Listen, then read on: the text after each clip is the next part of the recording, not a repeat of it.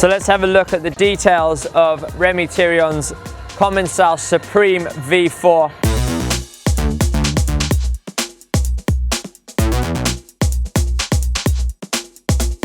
Aluminium frame. One thing that I sort of noticed is, compared to bikes that I used to ride, that the sort of front end is quite a lot shorter than perhaps other pros are sort of going towards within the World Cup. Let's move up here to the handlebars. Using the aluminium fat bar, not choosing to go and save a few grams with the carbon equivalent. Renthal lock-on grips, all in black. Then he's got the SRAM Guide RSC brakes, also in black. He must have very tiny hands, or likes his levers really, really close in. Quite a short stem on this bike. It's a 45mm direct mount stem, also Renthal as well. Now let's move to the sort of the head tube area here. There's actually 10mm of offset that can be had here, so we can make the bike 5mm longer or 5mm shorter, which is, it's quite a lot of adjustability there. So up front we have the Boss Idol FCV. It's a prototype fork. Stand out straight away is these black stanchions. They look super cool. It's complete prototype internals on this fork. And something here is like a little valve here, which is just like you have a valve on the top, you've got another valve on the front of the fork. They can't really tell me too much about this, but you can basically adjust the pressure here in the lower as well as into the stanchions. So I'm not really too sure what that actually does, but definitely a cool feature. We have Hutchinson Toro tires, 2.35, tubeless front and rear. Match those to Novatec wheel set, Novatec hubs. These are the Demon rims. Look really cool with the red hubs, and then the red spoke nipple is quite a nice touch on there.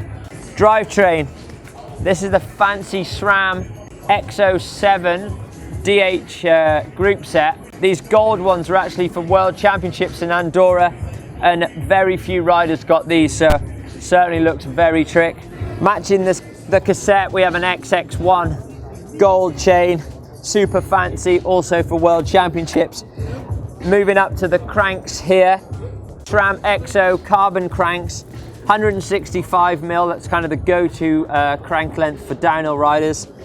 Gamut chain device, taking care of keeping the chain on, 36 tooth chainring, slightly smaller to get you the clearance underneath the bike, obviously with a lot of travel.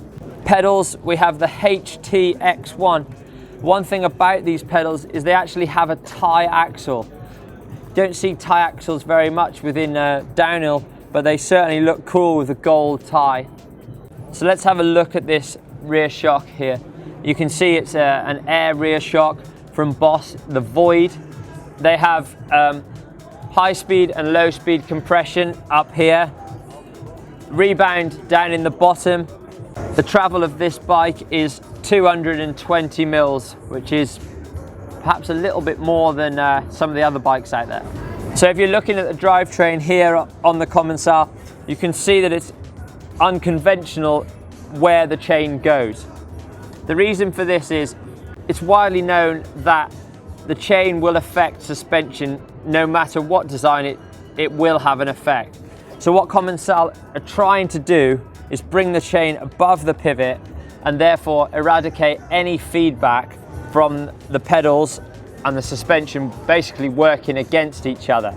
Got the man here himself, so let's have a chat about a few of the details. Like, first of all, the bars, like they seem quite wide. How wide are the bars?